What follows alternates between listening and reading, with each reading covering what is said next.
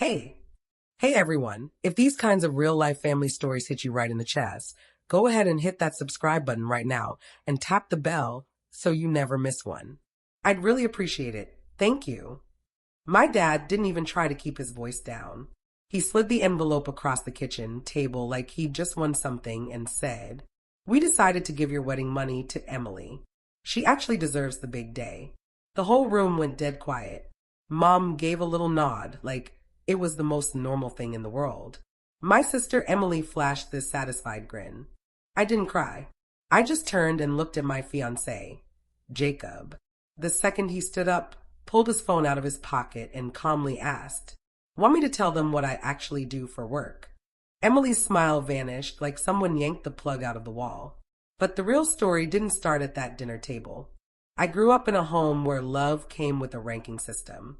And for some reason, the spotlight never stayed on me very long. My parents treated success like it was church, something you measured, framed, and praised out loud. The dining room walls were basically a shrine to my sister. Debate trophies, college acceptance letter blown up and matted, her first big promotion plaque. My own little wins, they lived in the dark corners between the frames, quiet, unnoticed, no ceremony. I got really good at walking through that house without expecting applause. I kept my head down, built a decent freelance graphic design business, and acted like I didn't hear every conversation drift right back to the daughter who made them beam. It wasn't jealousy exactly. It was more like the dull ache of being half seen in the one place that's supposed to see you completely. The only person who ever really looked at me was the lady across the hall from my old bedroom, my Grandma Rose. She'd slip still warm chocolate chip cookies into my hands and say, "Sweet for balance, honey, the world's not always fair." She was the soft spot in a childhood that usually felt rough as sandpaper. Jacob met her before he ever met my parents. He showed up in a plain hoodie and faded jeans, nothing flashy, but Grandma took one look at the kindness in his eyes and knew. They talked for a solid hour that first afternoon. When he left, she grabbed my arm and whispered, "That boy's a lot stronger than he lets on." She was right. He never bragged, never tried to prove anything. He just showed up steady, exactly what I didn't even know I'd been missing. My parents never saw it. To them, simple clothes meant simple future. They'd ask these half-hearted questions about his job, already convinced the box was empty. When he didn't overshare, they decided he had no drive, no status, definitely not good enough for their golden child sister. They never once asked what kind of life I actually wanted. As Emily's wedding planning kicked into high gear, the air in the house got heavier. She'd rattle off venues, cake flavors, non-refundable deposits, barely containing her excitement. Mom and Dad hung on every word with the proud glow I'd been chasing my whole life. I sat on the edge of it all, smiling like the twisting in my gut was just normal wedding stress. Grandma noticed. Of course she did. One afternoon while she was deadheading her roses, she said, "Sometimes the noisiest rooms are the ones with the least truth in them." I didn't get it then. I would soon. Everything, the favoritism, the blind spots, the slow erosion, was building to that one Sunday dinner. And to the moment Jacob finally stood up and the truth walked straight into the light. The weeks after that dinner felt like a vice slowly tightening. Every family chat looped back to Emily's wedding, venue walkthroughs, dress appointments, color schemes.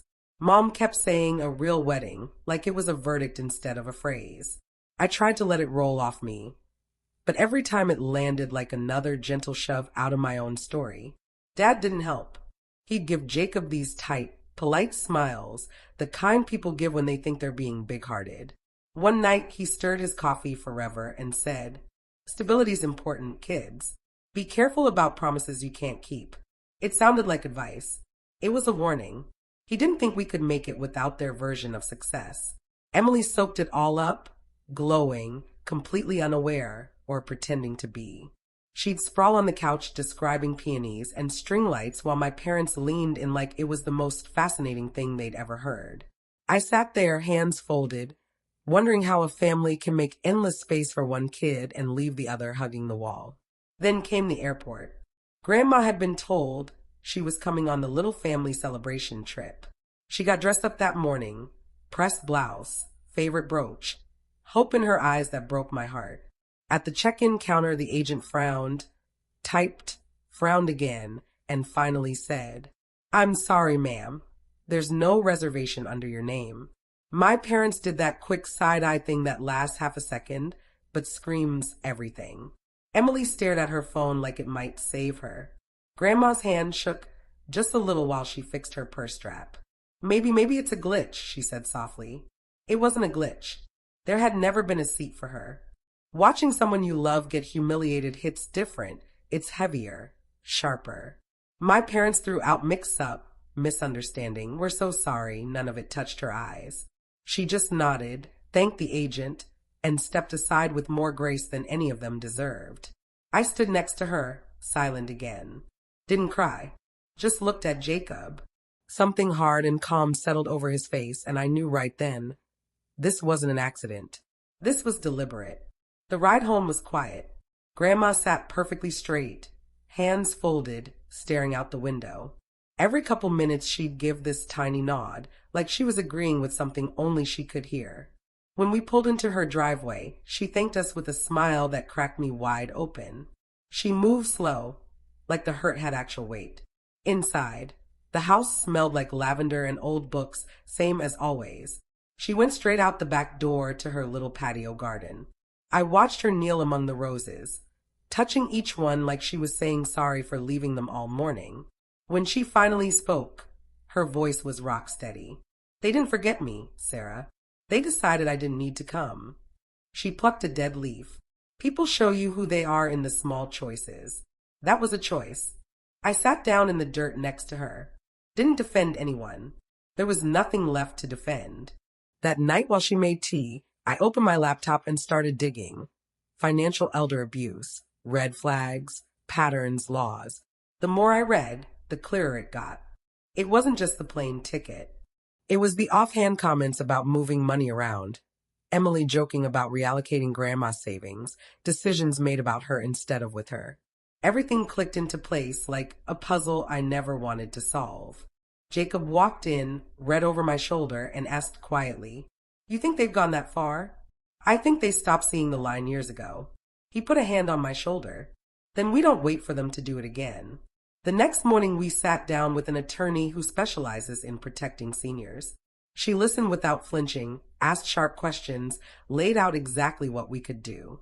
For the first time in years, I felt the ground come back under my feet, quiet, but solid. When my family got home from their perfect little trip, they weren't walking into hugs and stories. They were walking into reality. Thursday afternoon, baggage claim. They came through the doors sun-kissed and laughing, dragging suitcases like nothing could touch them. Emily was already flipping through photos, deciding which ones to post first. They definitely weren't expecting us. Jacob and I stood by the rail. Next to us was the attorney, calm, professional, holding a thick folder. Dad's smile flickered the second he spotted it. Mom stopped short. "Sarah, what are you doing here?" Grandma stepped out from behind us. She'd insisted on coming, not for revenge, but because her voice deserved to be in the room for once. She had her navy cardigan on, purse held in front like armor. Emily's eyes bounced from me to the attorney. "What is this?" The attorney spoke first, clear and even. "I'm here representing Mrs. Rose Thompson. We're here to address the unauthorized use of her funds and the deliberate exclusion from the trip." Dad went pale. "What exclusion?" Grandma answered for herself, voice stronger than I'd heard in years. "The one where you left me standing at the counter with no ticket." Emily forced a laugh. "It was a mix-up, Grandma, we told you." "No," Grandma cut in, calm but firm. "You avoided. You downplayed. You told me I must have misunderstood, like confusion is just who I am now." Dad started blustering. "We don't need lawyers in family business." The attorney handed him the envelope. "You do now." He opened it, bank statements with circled withdrawals, the airport incident report, notice of mandatory mediation. With every page his face fell further. Emily's designer bag slid off her shoulder and hit the floor. Nobody picked it up. She snapped, "What is this supposed to be?" I stepped forward. "It means Grandma isn't invisible anymore. Not to any of you. Not ever again. Dad tried to puff back up. We've supported this family for... You supported Emily, I said. Enabled her, celebrated her, protected her. When it came to Grandma, you decided she was optional. Mom whispered, that's not fair. Grandma looked right at her daughter. It's a lot fairer than how you've treated me. Emily's voice cracked. We've been handling your bills for years. We were helping. Grandma's eyes were steady. You were helping yourselves. You just used my trust to do it. The attorney laid it out plain. Control of finances without consent, exclusion, redirecting funds, classic signs of exploitation. Mediation was happening whether they liked it or not. Emily spun toward Jacob. And you're just letting her blow up the family? Jacob didn't flinch. I'm standing with the person who's finally protecting someone who should have been protected a long time ago. Emily rolled her eyes. Oh, please. Mr. Mysterious who won't even say what he does. Jacob pulled his phone out, opened a page, and held it up without raising his voice. This is what I do. Emily leaned in, and whatever she saw wiped every drop of smug off her face. You own this company? He nodded once. Dad stuttered, but you said tech. I am in tech, Jacob said. Just not the broke startup version you assumed. Mom clutched her necklace. Why didn't you say anything? Jacob looked her dead in the eye. Because being impressive doesn't give anyone the right to treat people like they're disposable. And respect shouldn't have to come with a net worth reveal. Grandma gave the tiniest proud smile. Dad tried one last grasp at control. Lawyers? Really? This is insane. What you did was insane, I said. Leaving her at the airport with no ticket was insane. Helping yourselves to her savings was insane. This is consequences. The attorney closed it out. Confirm your mediation date, or the court will set it without you. For the first time I can remember, my father had nothing. No comeback, no leverage, no speech. He just stared at the papers like they were written in another language. Grandma adjusted her purse on her shoulder. I'm ready to go home now. Sarah's driving. She walked away first, spine straight, step sure. Behind us, Emily's voice cracked across the terminal. This is going to ruin everything. Jacob glanced back just once. No, he said quietly. This is going to fix a few things that were broken for way too long. And it did. 6 weeks later, we sat around a conference table, no robes, no gavels, just a mediator and the truth finally getting its turn. Grandma told her story calmly, clearly, without a single shake in her voice. Every questionable withdrawal, every forgotten promise, the airport, she laid it all out. By the end, every dollar was accounted for and returned on a court-ordered schedule. Grandma quietly rewrote her will. No drama, just peace of mind, cutting out anyone who'd treated her like a checking account instead of a person. Then she bought a little cottage near her favorite garden nursery. You should see her now, knees in the dirt, surrounded by roses and hydrangeas, looking 10 years younger. Something unlocked in me too. I signed up for an elder advocacy training program. Helping people who've been overlooked feels like the work I was always supposed to do.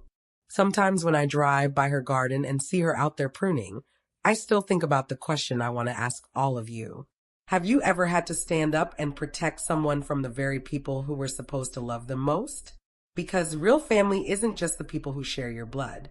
It's the ones who show up when it actually counts. Grandma got her voice back. I found mine standing right next to her. And the truth didn't tear us apart. It built something sturdier on ground that finally feels honest. If this story hit you, drop a comment and tell me where you're watching from. Have you ever had to draw a hard line with family? Your story might give someone else the courage they need. And please hit that subscribe button. It really helps me keep sharing these. See you in the next one.